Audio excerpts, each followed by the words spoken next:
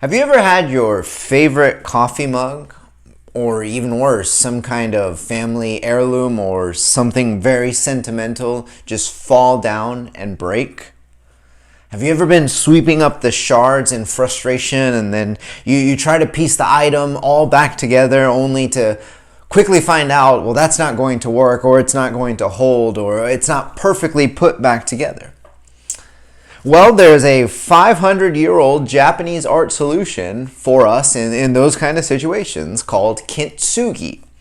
In Japan, rather than tossing broken pieces of ceramic in the trash, craftsmen often piece them back together using this art form known as Kintsugi, or golden joinery as it's translated. And this is really a method of taking these broken pieces and restoring them with a lacquer that's mixed with gold, silver, or platinum. Now, the story of Kintsugi is said to have begun in about the 15th century when a Japanese militant broke one of his beloved tea vessels, and he was disappointed at the shoddy repair job that was done on it and began to urge the Japanese craftsmen to come up with something that would be more pleasing or aesthetic. And that's where the art of Kintsugi was born. And collectors soon became so enamored with the beauty behind this art form known as Kintsugi that some artisans were accused of deliberately smashing valuable materials just so they could put them back together with this Kintsugi, these golden seams, and make the repair seem more costly. As an art form, Kintsugi will take a broken vessel, make it more aesthetic, and then make it more valuable because of the gold layering that's found in the broken or the fractured pieces. As a philosophy, Kintsugi treats breakage and repair as part of the history of the item, something that would be seen or can be seen as beauty rather than something to discard or throw away. And the process behind Kintsugi takes an item that is of beauty but makes it more beautiful. It makes it more elegant than the original. To throw out the pieces in this art form of Kintsugi would be to destroy a unique story. To repair it, in fact, is to continue the item's adventure, the triumph, and redemptive beauty.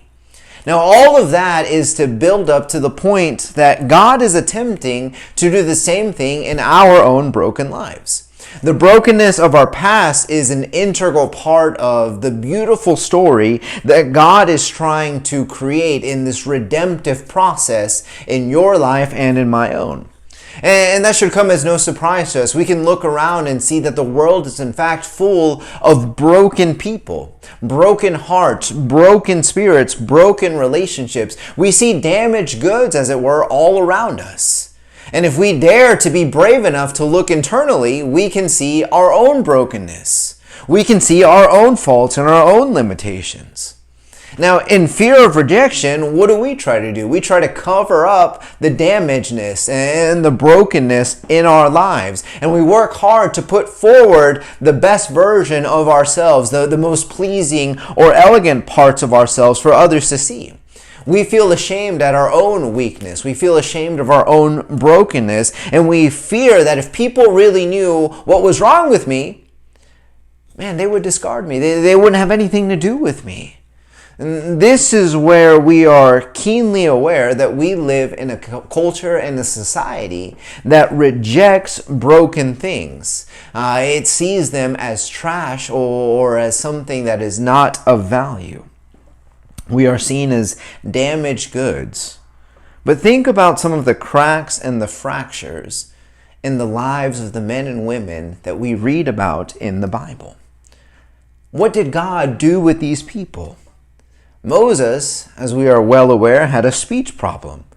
Jonah was rebellious. David was an adulterer and a murderer. Samson was a womanizer. Rahab was a prostitute. Naomi was a bittered widow. Jeremiah was depressed. Leah wasn't attractive. Joseph was abused and abandoned. Jacob was a deceiver and a schemer. The Samaritan woman had a whole string of divorces. Zacchaeus was engaged in extortion. Peter was hot-headed, impulsive, temperamental. Paul was a persecutor of Christians.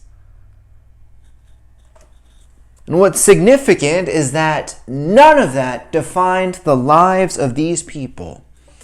What defined them was their faith and their relationship with God.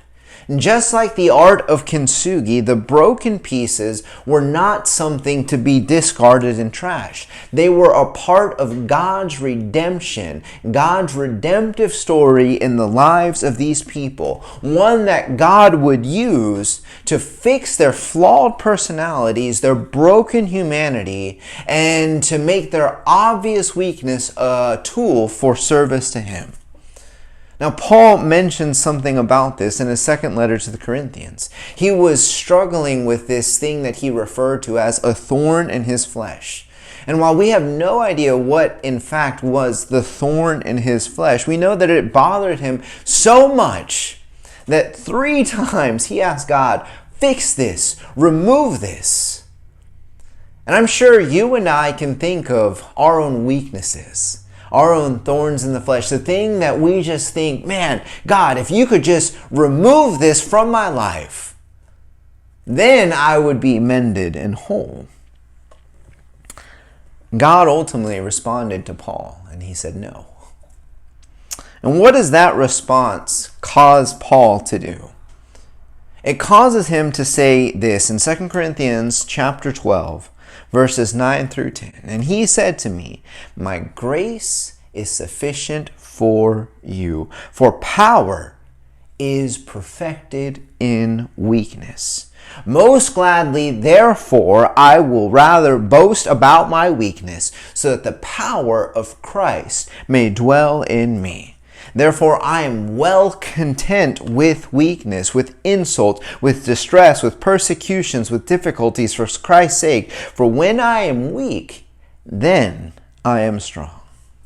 There is truly a beauty waiting to be discovered when we begin to realize that God is using that broken thing in our lives, our pain, our failures, our weaknesses, our fractured relationships, our disappointments, and our broken personalities to bring a very, very beautiful redemptive story to the forefront of others. So that in the end, what God has done to fix us and repair us, to mend us, is more beautiful than the original. As Paul will also write in Romans 8 and verse 28, He assuredly is making all things work together for good to those who are called according to His purpose. There's a song that we often sing, Bring Christ your broken life. And I love the opening verse of that song. Bring Christ your broken life, so marred by sin. He will create in you, make whole again. Your empty, wasted years He will restore, and your iniquities remember no more. We encourage you to do just that today. We encourage you to stop trying to fix yourself, to stop buying self-help books, to stop trying to find a solution for your brokenness, but rather take your broken life to God, to allow Him to redeem you, to work in you, to work through you, to fix you, to make you mended and whole. And if there's any way that we can help you do that, if there's any way that we can be of assistance to showing exactly what God's redemptive story is, if you desire any studies, we want to do that for you. Just let your request be made known in the comments below. We thank you for your time and your attention today.